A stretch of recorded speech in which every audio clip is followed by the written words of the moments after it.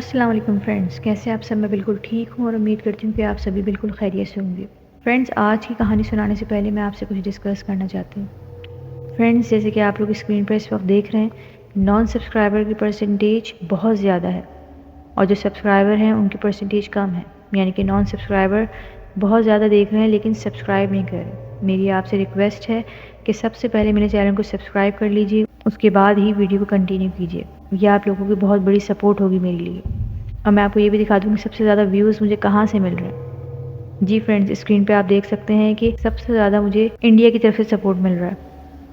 इसलिए मैं सबका बहुत ज़्यादा शुक्रिया अदा करना चाहती हूँ कि आप लोग मेरी कहानियों को पसंद कर रहे हैं और उसको सुन रहे हैं। लेकिन दूसरी तरफ मुझे अफसोस इस बात का है कि आप लोग कहानियाँ तो सुनते हैं लेकिन उसको सब्सक्राइब करना भूल जाते हैं। इसलिए प्लीज़ इसी वक्त मेरे चैनल को सब्सक्राइब कर लीजिए और मेरा 1K सब्सक्राइबर का गोल आज पूरा कर दीजिए। और मैं उम्मीद करती हूँ कि इंशाल्लाह मेरे सब्सक्राइबर आज ही बढ़ेंगे। और फ्रेंड्स, अगर आप लोग भी अपनी अच्छी अच्छी कहानियाँ मुझसे शेयर करना चाहते हैं तो डिस्क्रिप्शन में मेरा ईमेल आईडी है, आप उस पर मुझे वॉइस नोट सेंड कर सकते हैं। मैं आप लोगों की अच्छी अच्छी कहानियाँ अपने चैनल पर ज़रूर शेयर करूँगी।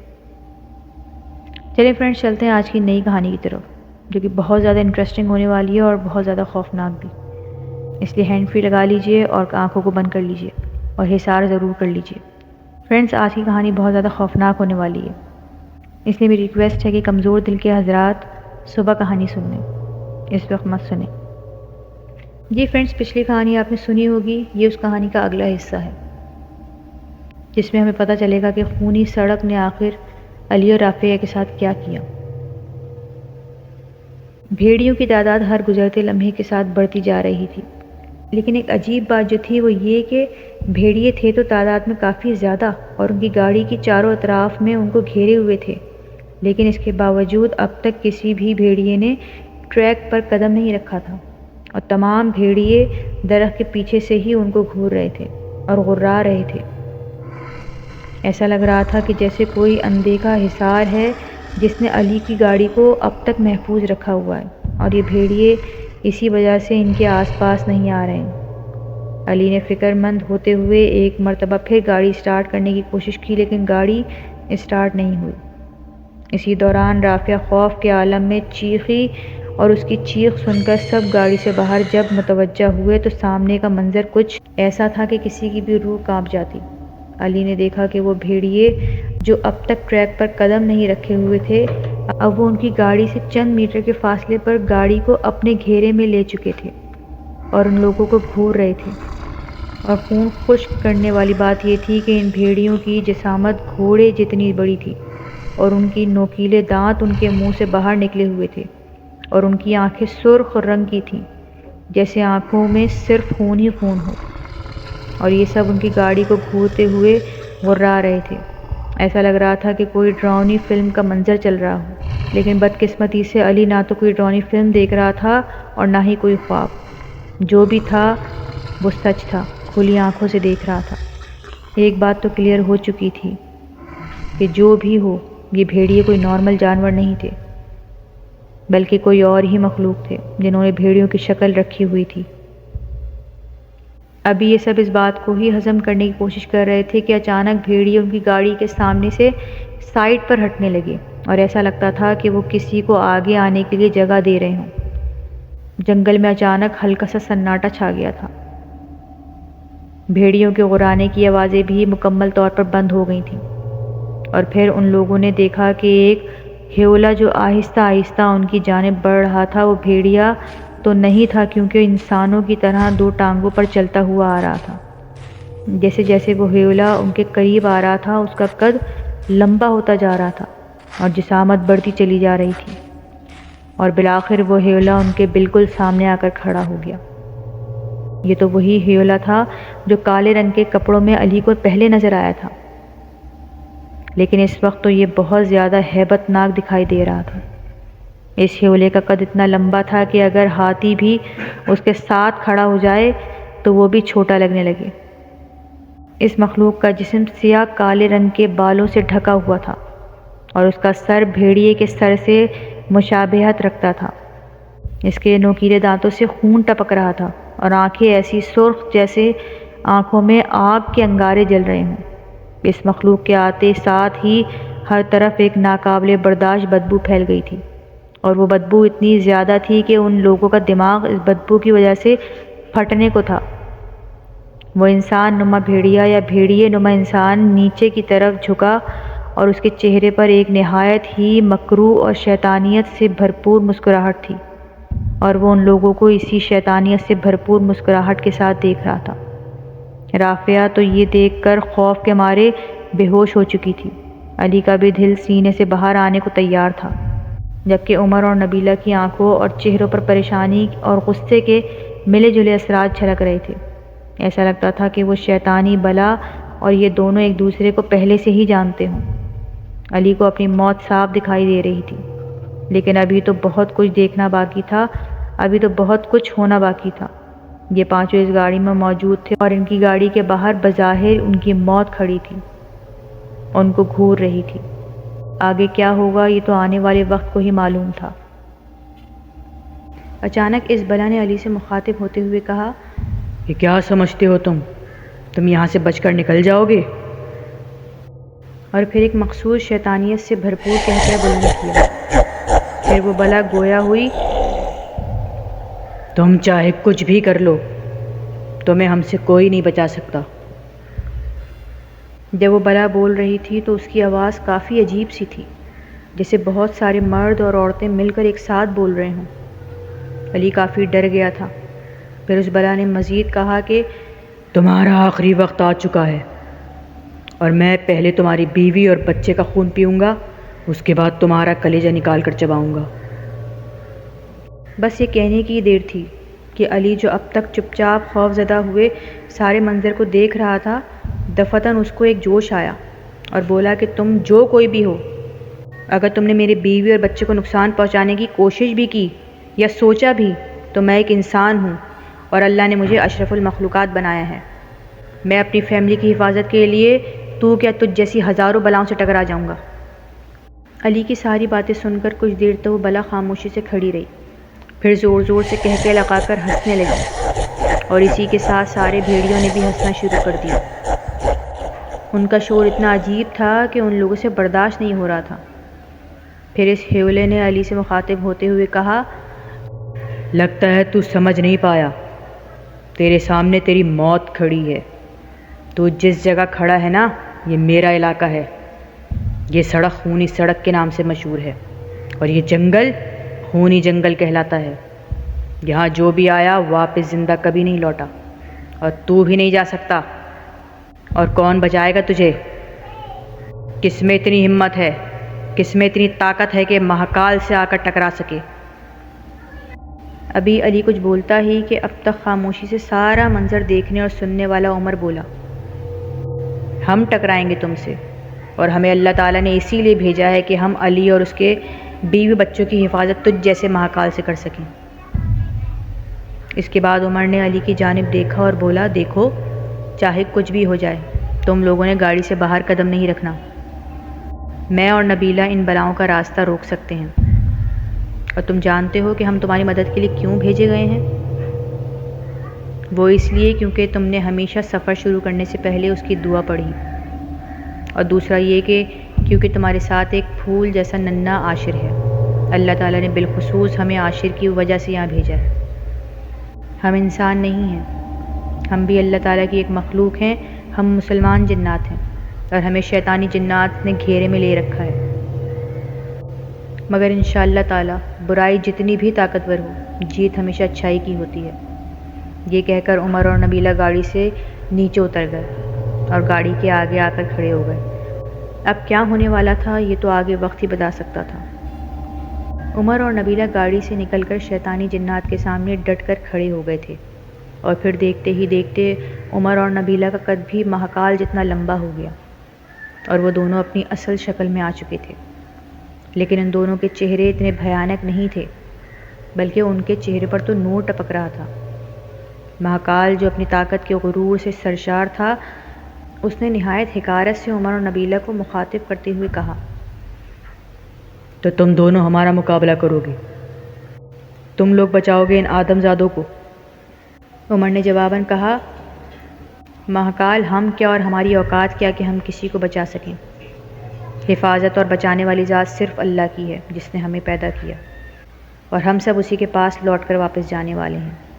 ہم تو اسی ذات پاک کے بھیجے ہوئے جنات ہیں جو تجھ جیسے شریر شیطان کو سبق سکھا سکیں۔ مہاکال اب بھی وقت ہے، سیدھے راستے پر آ جا، توبہ کر لے اور اللہ تعالیٰ کی وحدانیت کا اقرار کر لے، وگرنہ ہم ان معصوموں کی حفاظت کے لیے تجھے واسع جہنم کر دیں گے۔ مہاکال عمر کی باتیں سن کر شیطانی کہکا لگا کر بولا، اوہو، میں تو ڈر گیا۔ تم دونوں نے میری اور میری فوج کی طاقت دیکھی ہے، پل بھر میں تجھے مسل کر رکھ دیں گے اور تمہارے پیچھے چھپے ان انسانوں کو بھی۔ اور یہ کہہ کر مہاکال نے باقاعدہ جنگ کا آغاز ہی کر دیا۔ ہر طرف سے بھیڑیے نما بلاؤں نے عمر اور نبیلہ پر حملہ کر دیا، مگر یہ دونوں نعرہ تکبیر بلند کر کے مقابلہ کرنے لگی۔ رافیہ کو بھی اب ہوش آ چکا تھا اور وہ بھی علی کے ساتھ یہ سارا مقابلہ دیکھ رہی تھی۔ ان دونوں کو تو یقین ہی نہیں آ رہا تھا کہ جو کچھ بھی وہ دیکھ رہے ہیں وہ سچ ہے یا پھر ایک سینما گھر کی اسکرین پر چلتی ہوئی کوئی فلم۔ عمر اور نبیلہ تعداد کے اعتبار سے طاغوتی قوتوں کے سامنے نہ ہونے کے برابر تھے، لیکن پھر بھی کبھی نعرہ تکبیر، کبھی نعرہ رسالت اور کبھی نعرہ حیدری لگاتے ہوئے جس طرف بھی ہلہ بولتے وہاں شیطانی جنات کی لاشیں بچھ جاتی تھیں۔ پورے جنگل میں اتنا زیادہ شور برپا تھا کہ کان پڑی آواز بھی سنائی نہ دیتی، لیکن اس کے باوجود اللہ تعالیٰ نے عاشر کو میٹھی اور پرسکون نیند سلایا ہوا تھا، وگرنہ اگر یہ سب وہ معصوم دیکھ لیتا تو شاید کبھی دوبارہ سو نہ پاتا۔ لڑتے لڑتے عمر اور نبیلہ کافی زخمی ہو چکے تھے اور تھک بھی چکے تھے، اور پھر وہ گھڑی آئی جب نبیلہ کو شہادت نصیب ہوئی اور اب صرف عمر تنہا رہ گیا تھا۔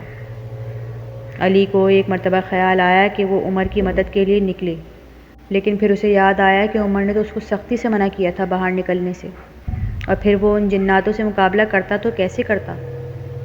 مہاکال کی بھیڑیوں والی فوج کا خاتمہ ہو چکا تھا اور مہاکال ہی بچا تھا جو اب تک ایک طرف کھڑا سارا تماشا دیکھ رہا تھا۔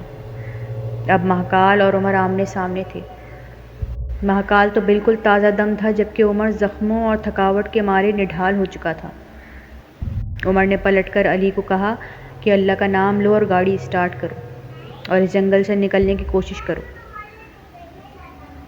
اس مہاکال کو میں روکتا ہوں۔ علی نے اللہ کا نام لیا اور بسم اللہ پڑھ کر سیلف لگایا تو گاڑی اسٹارٹ ہو گئی۔ علی نے گاڑی بھگائی، لیکن بیک مرر میں وہ منظر بھی دیکھے جن میں مہاکال اور عمر آپس میں گھتم گھتا تھے، اور پھر اچانک عمر کی ایک چیخ سنائی دی اور عمر کو ایک جانب گرتے ہوئے دیکھا۔ عمر جام شہادت نوش کر چکا تھا۔ علی اس جنگل سے تو نکل چکا تھا، لیکن اب بھی اس خونی سڑک پر موجود تھا۔ مہاکال نے خوفوار آواز میں علی کو پکارا، اے آدم زاد، اب کیا کرے گا تو؟ تیرا رکشک تو مارا گیا، اب تو اور تیرے بیوی بچے تو مریں گے۔ اور اب یہ کہتے ساتھ ہی مہاکال پلک جھپکنے میں علی کی گاڑی کے سامنے آ کر کھڑا ہو گیا۔ علی نے اس اچانک ہونے والے حملے سے بوکھلا کر بریک لگائی تو گاڑی بے قابو ہو گئی اور سڑک سے اتر کر ایک درخت سے ٹکرا گئی۔ جنگل مہاکال کے بھیانک چہکوں سے گونج اٹھا۔ وہ ایک ہی بات بول رہا تھا کہ اب تمہیں مہاکال سے کون بچائے گا؟ کس میں اتنی طاقت ہے کہ وہ مہاکال سے ٹکرائے؟ علی کے پاس اب دو ہی راستے بچے تھے، یا تو حالات کے آگے ہتھیار ڈال دیتا اور اپنے آپ اور اپنی فیملی کو اس شیطانی بلا کے ہاتھوں موت کے گھاٹ اترنے دیتا، یا پھر اللہ کا نام لے کر اس شیطانی طاقت سے ٹکرا جائے۔ اب کیا ہونے جا رہا تھا یہ تو آنے والا وقت ہی بتاتا۔ علی کی سمجھ میں نہیں آ رہا تھا کہ وہ کیا کرے۔ اس کو موت اپنے سامنے کھڑی نظر آ رہی تھی۔ بار بار وہ اس وقت کو کوس رہا تھا جب اس نے اپنی گاڑی اس خونی سڑک پر موڑی تھی۔ ابھی علی سوچ ہی رہا تھا کیسے اس مصیبت سے جان چھڑائے کہ مہاکال ان کی گاڑی کی جانب بڑھنے لگا۔ مہاکال ہنستا جا رہا تھا اور ان کی جانب بڑھتا جا رہا تھا، اور ساتھ ہی ساتھ بول رہا تھا، اب کون بچائے گا تجھے مجھ سے؟ علی کے ہاتھ پاؤں پھول چکے تھے۔ رافیہ بھی مسلسل رو رہی تھی، اور روتے روتے اس نے علی سے کہا کہ میرے خیال میں ہمارا آخری وقت آ گیا ہے۔ مجھ سے جانے انجانے میں جو غلطیاں ہوئیں اس کے لیے مجھے معاف کر دینا۔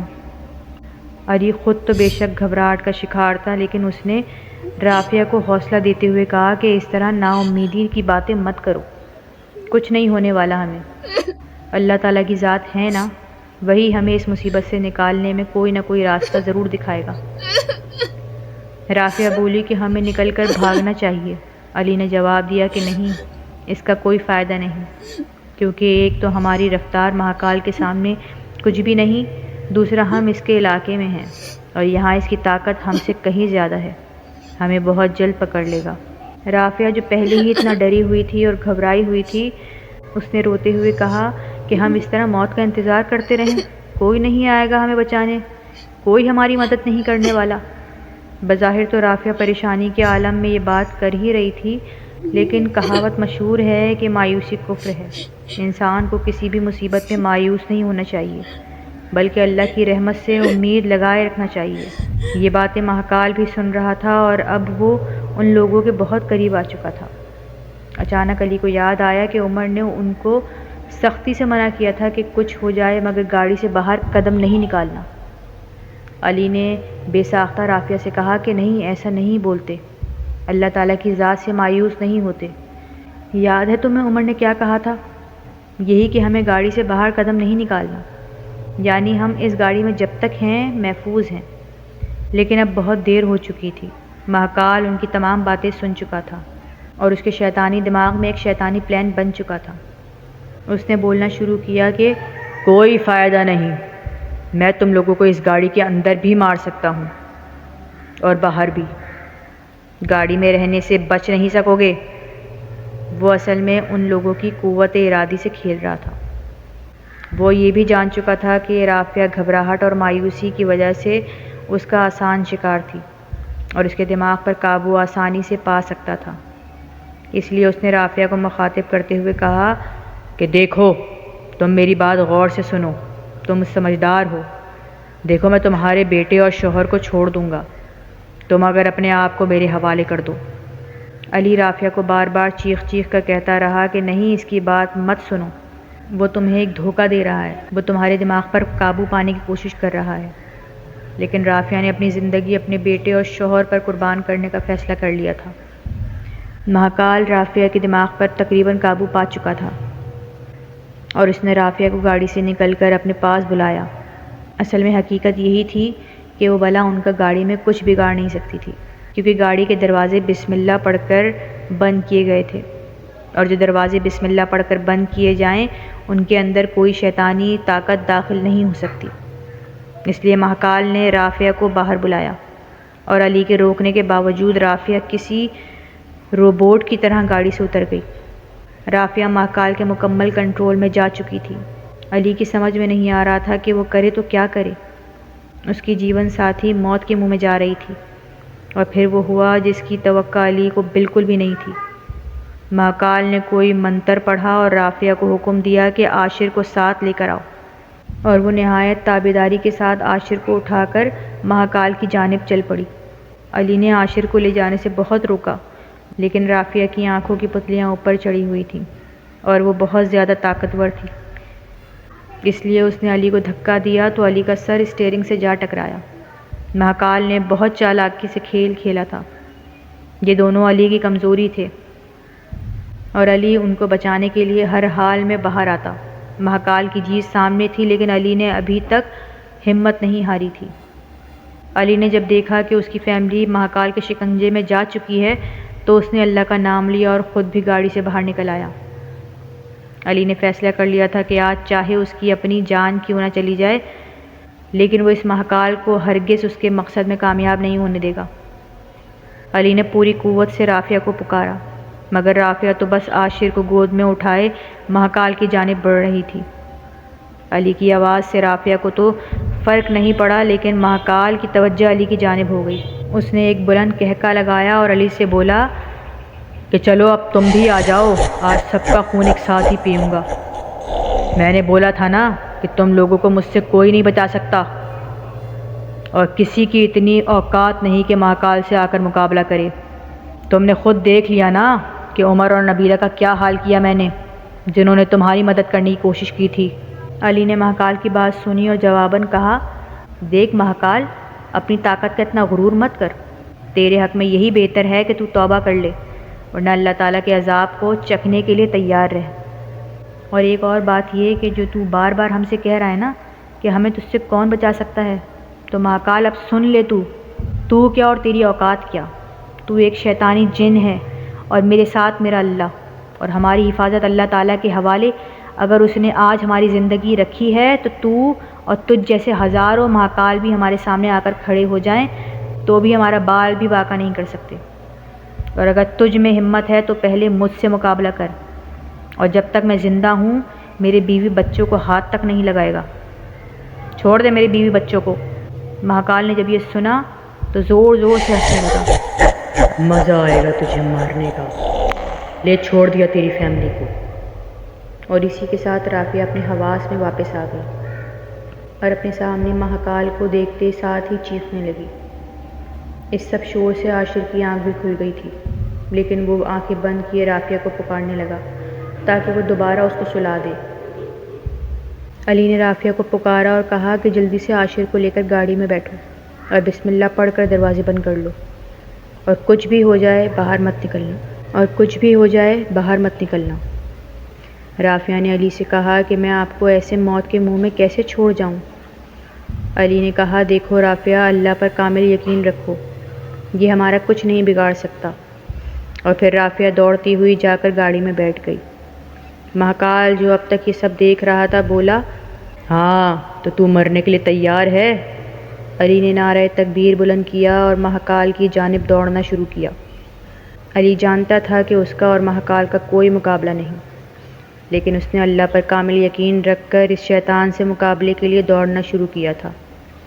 علی ابھی مہاکال کے قریب پہنچا تھا کہ مہاکال نے علی کو اشارے سے دھکا دیا، اور علی کو ایسا لگا کہ 10-12 پہلوان دوڑتے ہوئے اس سے ٹکرا گئے ہوں۔ علی کے منہ سے خون کا فوارہ چھوٹا اور تقریباً اڑتے ہوئے 4 قدم پیچھے جا گرا۔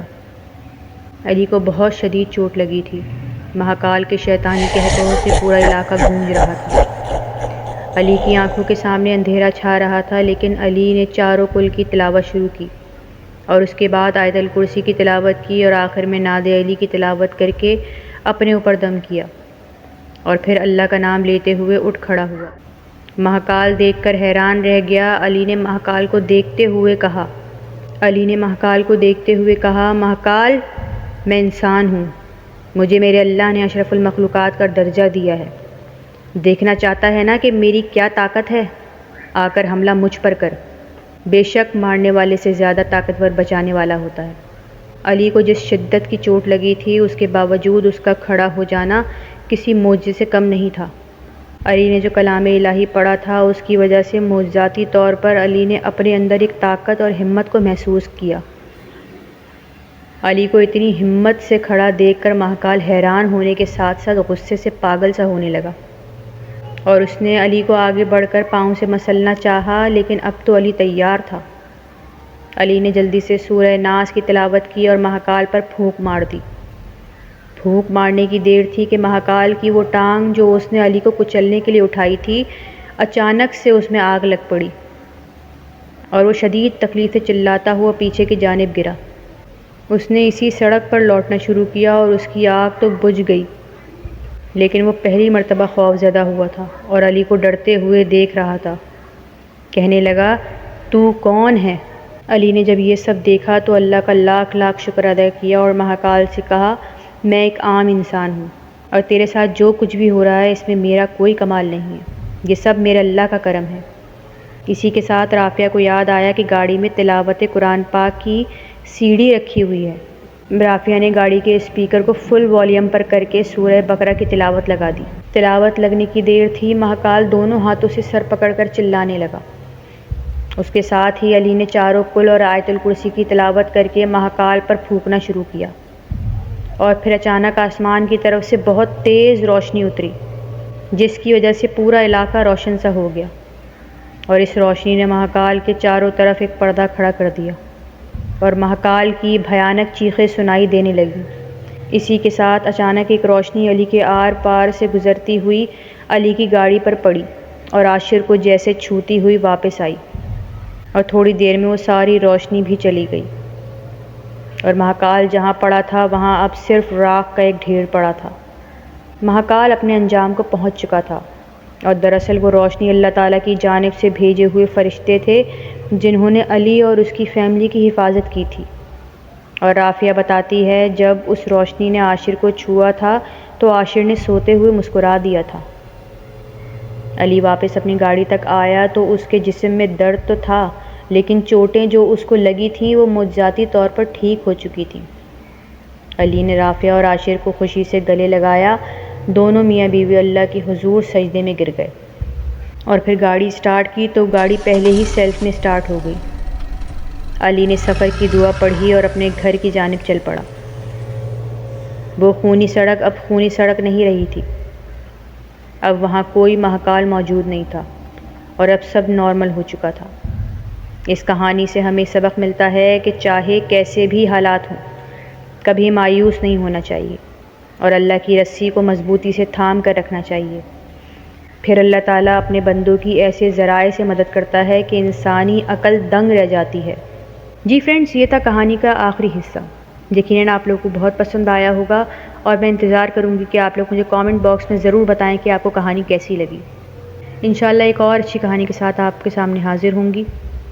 اپنا بہت خیال رکھیے گا، دعاؤں میں یاد رکھیے گا، سبسکرائب کر دیجیے گا۔ اللہ حافظ۔